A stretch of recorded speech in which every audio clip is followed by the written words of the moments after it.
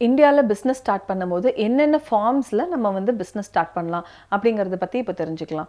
Proprietor, soul proprietor, தனியாக நான் ஒரு பிஸ்னஸ் ஸ்டார்ட் பண்ணுறேன், என்னோடய பேரில் இருக்கலாம், என்னுடைய இண்டிவிஜுவல் பேரில் இருக்கலாம், இல்லை ஒரு கம்பெனி நேம் ஃபார்ம் பண்ணி நான் அதில் வந்து பண்ணலாம். பட் நான் இண்டிவிஜுவலாக பண்ணுறேன் அப்படிங்கிற பட்சத்தில் அதுக்கு சோல் ப்ரொப்ரைட்டரி கன்சர்ன் அப்படின்னு பேர். அந்த மாதிரி நீங்கள் பிஸ்னஸ் பண்ணலாம், எந்த ரெஸ்ட்ரிக்ஷன்ஸும் கிடையாது. நீங்கள் வந்து எல்லா பிஸ்னஸஸுமே அப்படி பண்ணலாம்.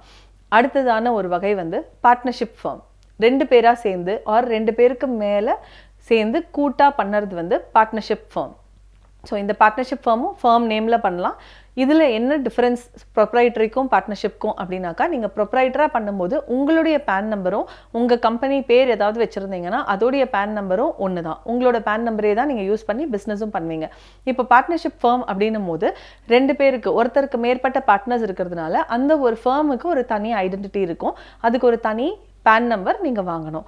மூணாவதா, இப்போ வந்து எனக்கு கொஞ்சம் கூட ஒரு பெரிய லெவலில் போகணும், நான் வந்து ரெகுலேஷன்ஸ் எல்லாம் கரெக்டாக ஃபாலோ பண்ணுவேன் அப்படிங்கிற பட்சத்தில் லிமிட்டட் லைபிலிட்டி பார்ட்னர்ஷிப் அப்படிங்கிற ஒரு கான்செப்ட் இருக்குது இந்தியாவில். இது வந்து பார்ட்னர்ஷிப்லேயே வந்து கொஞ்சம் கூட ஒரு க்ளோரிஃபைட் பார்ட்னர்ஷிப். ப்ரைவேட் லிமிடெட் கம்பெனிக்கு கொஞ்சம் ஸ்டாட்யூட்டரி ரெகுலேஷன்ஸ் எல்லாம் கம்பேரிட்டிவ்லி லிமிட்டட் லைபிலிட்டி பார்ட்னர்ஷிப்பில் கம்மி.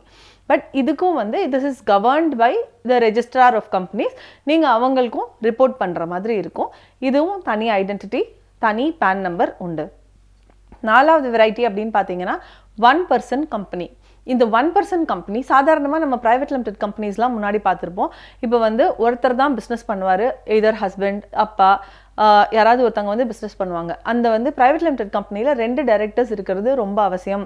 அது வந்து ஒரு மேண்டேட் அப்படிங்கிறதுனால அவங்களுடைய ஒய்ஃபையோ, அக்காவையோ, அம்மாவையோ, இல்லை யாராவது ஒரு ஃப்ரெண்டையோ வந்து பேருக்கு அதில் ஒரு டைரக்டராக போட்டு ஆப்ரேட் பண்ணுவாங்க. அந்த அவசியத்தை வந்து குறைக்கிறதுக்காக உங்களுக்கு வந்து ஒரு ப்ரைவேட் லிமிடெட் கம்பெனியாக ஆப்ரேட் பண்ணணும், ஆனால் நீங்கள் தனியாக தான் பண்ணணும் அப்படின்னா நீங்கள் தாராளமாக பண்ணிக்கோங்க அப்படின்னு இப்போ வந்து 1 person கம்பெனி அப்படின்னு ஒரு கான்செப்டை கொண்டு வந்திருக்காங்க. இந்த 1 person கம்பெனி அப்படிங்கிறது ஃபார் ஆல் பர்பஸஸ் ஒரு ப்ரைவேட் லிமிடெட் கம்பெனியாக இருக்கும். அஃப்கோர்ஸ் ப்ரைவேட் லிமிடெட் கம்பெனியில் இருக்கிறத விட கொஞ்சம் ஸ்லைட்லி ரெகுலேஷன்ஸ் வந்து இங்கே கம்மி தான். ஏன்னா நீங்கள் உங்களுடைய கேபிட்டலில் போட்டு நீங்கள் தனியாக மேனேஜ் பண்ணுறீங்க, பப்ளிக் மணியை டச் பண்ணல, அதனால ரெகுலேஷன்ஸ் கம்மி தான். உங்களுக்கு ப்ரொப்ரைட்டரிக்கான ஒரு தனிநபர் உடைய கம்பெனிக்கான எல்லா சுதந்திரமும் இதில் இருக்கும். ஒரு ப்ரைவேட் லிமிடெட் கம்பெனியான ஐடென்டிட்டியும் இருக்கும். ஸோ இந்த 1 person கம்பெனி அப்படிங்கும்போது உங்களுடைய லயபிலிட்டி லிமிட்டட். நீங்கள் வந்து எவ்வளோ பணம் போடுறீங்களோ அந்த பணத்தை மட்டும்தான் ரிஸ்க் பண்ணுறீங்க, உங்களுடைய பர்சனல் அசெட்ஸை ரிஸ்க் பண்ணலை. நாளைக்கு யாராவது ஒரு வெஞ்சர் கேபிட்டல் வராங்க, நீங்கள் ஒரு கம்பெனியை வேல்யூ பண்ணணும், உங்கள் ஷேர்ஸை டைல்யூட் பண்ணணும் அப்படின்னாலுமே இதில் பாசிபிள். நாளைக்கு இது வந்து ஒரு புது டைரக்டர் வராங்க, ஓகே என்னுடைய கம்பெனி நான் வளர்க்கணும்னு விரும்புகிறேன், இன்னொருத்தரை சேர்த்துக்க விரும்புகிறேன் அப்படிங்கும் போது இந்த 1 person கம்பெனியை ப்ரைவேட் லிமிடெட் கம்பெனியாக மாற்றிக்கிறதுக்கான வாய்ப்புகளும் இருக்குது. So 1 person company. கடைசியாக நம்ம பார்க்குறது ப்ரைவேட் லிமிடெட் கம்பெனி. இந்த ப்ரைவேட் லிமிடெட் கம்பெனியை ஸ்டார்ட் பண்ணுறதுக்கு 2 டைரக்டர்ஸ் மினிமம் ஷேர் கேபிட்டல் இப்போ வந்து ப்ரிஸ்கிரைப் பண்ணலை. நீங்கள் வந்து ப்ரைவேட் லிமிடெட் கம்பெனி ஸ்டார்ட் பண்ணலாம். இதில் இருக்கிற ஒரு ரிப்போர்ட்டிங் டிஃபரன்ஸ் வந்து மினிஸ்ட்ரி ஆஃப் கார்ப்பரேட் அஃபேர்ஸ் ROCக்கும் நீங்கள் ஒரு ரிட்டர்ன்ஸை சப்மிட் பண்ணணும், ரெகுலேஷன்ஸ் எல்லாம் கரெக்டாக ஃபாலோ பண்ணணும்.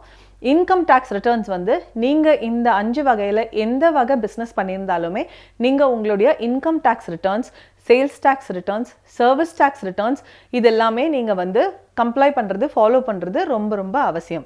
TDS அப்படிங்கிறது வந்து ரொம்ப இப்போ ரொம்ப ஸ்ட்ரிஞ்சண்ட்டாக இருக்கிற ஒரு விஷயம். ஸோ நீங்கள் எந்த ஃபார்ம் ஆஃப் பிஸ்னஸ் பண்ணியிருந்தாலும் சரி, நீங்கள் வந்து யாருக்காவது கான்ட்ராக்ட் கொடுக்குறீங்க, இல்லை சம்பளம் கொடுக்குறீங்க, ப்ரொஃபஷ்னலை ஹையர் பண்ணுறீங்க, இந்த மாதிரி நீங்கள் ஸ்பெண்ட் பண்ணுற எல்லாத்துக்குமே வந்து tax deducted at source, TDS பிடிச்சி கரெக்டான தேதிக்குள்ளே, அதாவது இந்த மாதம் பிடிக்கிறீங்கன்னா அடுத்த மாதம் 7ஆம் தேதிக்குள்ளே கவர்மெண்ட்டுக்கு செலுத்துறது ரொம்ப அவசியம். டியூ டேட்குள்ளே நீங்கள் ரிட்டர்ன்ஸை சப்மிட் பண்ணுறது ரொம்ப அவசியம். ரெகுலேஷன்ஸை கரெக்டாக ஃபாலோ பண்ணோன்னா இந்தியாவில் பிஸ்னஸ் பண்ணுறது இஸ் ரியலி ஈஸி.